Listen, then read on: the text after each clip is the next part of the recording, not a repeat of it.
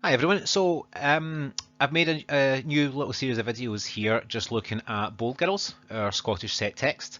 Just going to take us through some of the basics, and this one here is going to look, as it says there, at context, characters, and plot.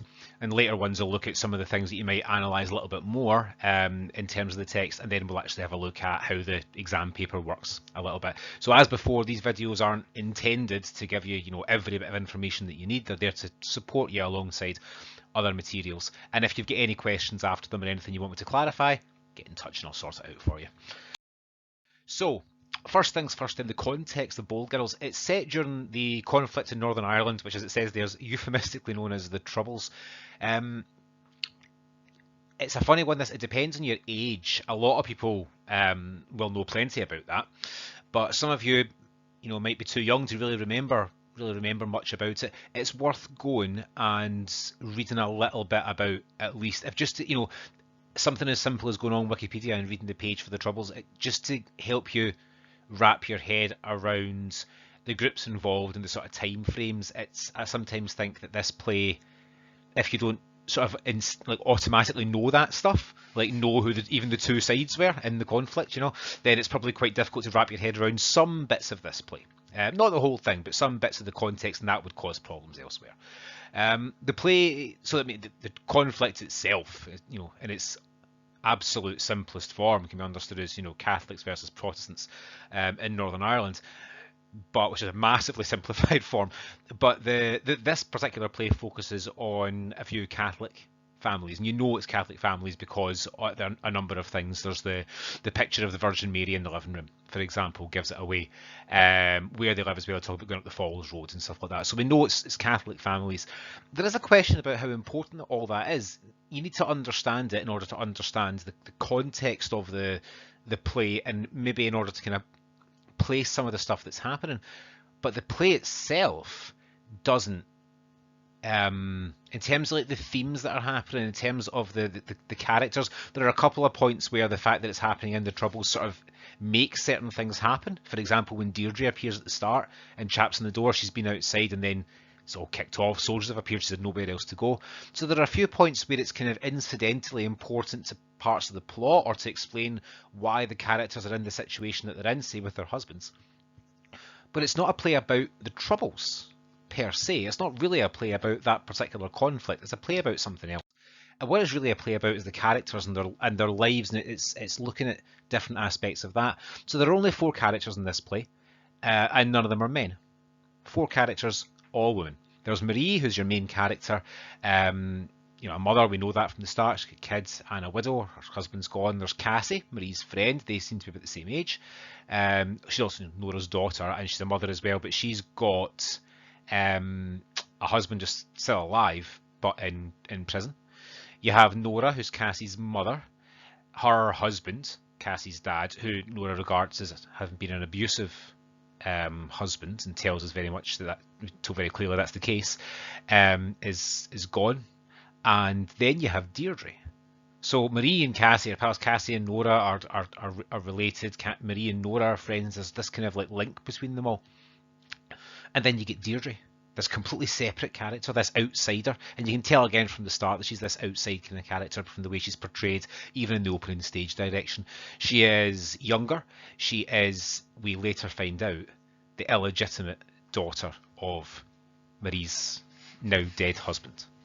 And her life has been sort of shaped by that, and certainly the way she comes into the play is shaped by the things that have happened to her in the past. Important you understand all 4 characters and are able to think them through and describe them in this kind of way.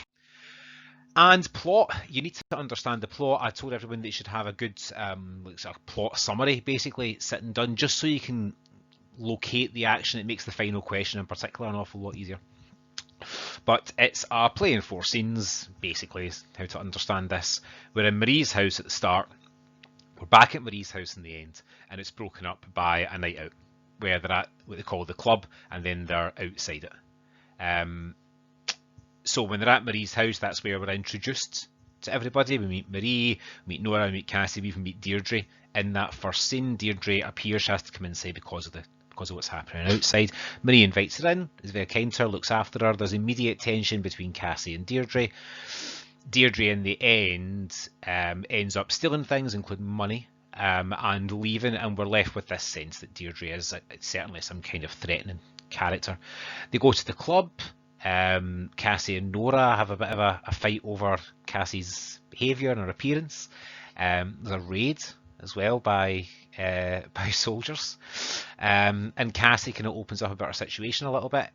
Outside the club, we get more of that. But we get a lot of honesty in those two scenes. But we also get is Deirdre reappearing, having been in the club scene and ended up getting attacked by Cassie for threatening to reveal the truth about her affair. Outside the club, we see Deirdre finding a knife, and that knife comes to symbolise the power of the truth throughout the play. Now she uses it straight away to destroy Nora's fabric sample. And that fabric sample is something that Nora's using to to visualize and to symbolize this idea of kind of perfect home and therefore a perfect life. But it doesn't exist and it can't exist. And Deirdre using the knife to destroy that kind of shows that the truth is the thing that rips it apart. It doesn't matter ultimately if Deirdre had destroyed the sample or not. The truth would take away this idea that you can sort of hide behind decoration and make your life okay. And then later on, back at Marie's house, we have Cassie and Nora end up having a fairly major confrontation over their competing views of Cassie's dad, Nora's husband. We also have Cassie coming clean to Marie about her affair with Marie's husband and being thrown out. And we have Deirdre reappearing with the knife, reappearing in this attempt to demand the truth. She's demanding the truth from Marie. She wants to know ultimately who she is. She wants to know the truth about, I suppose, where she's came from and who her father was, that kind of stuff. What she's really wanting to know is who she is and where she comes from. Marie, by this point, obviously having learned about Cassie, gets the knife away from her and uses it to destroy the picture of Michael, symbolically sort of destroying the hold that he has over her life. And again, it's the knife that does it. It's the truth that takes all that stuff apart. And the play ends with Marie and Deirdre seeming to kind of reconcile, having minutes earlier been standing pointing a knife at each other.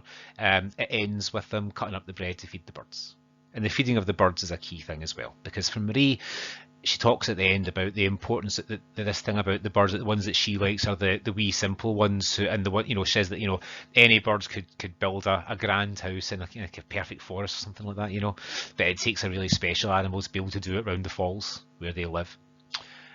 And she's talking about herself and people like her, people who don't have the option of just flying away to some better life, some paradise somewhere else, and to instead stay and build the best little nest, the best little life that they can in these difficult places, which is what Marie has done for her kids. And that's the plot. That's the story, and that's how it ends. So, that kind of key stuff there that we're looking at is all, it's very, very much basic kind of information, but it's all the kind of thing that you need to be able to have in your head so that when it comes to thinking your way through things like the 8-mark question at the end, all of this stuff's quite natural. You don't have to spend ages and ages trying to kind of work it all back out again. Okay, so again, any questions, give me a shout, but otherwise, then the next video, the next few videos, we're going to move on and have a look at a few more of the key aspects of the play and look at the exam style as well.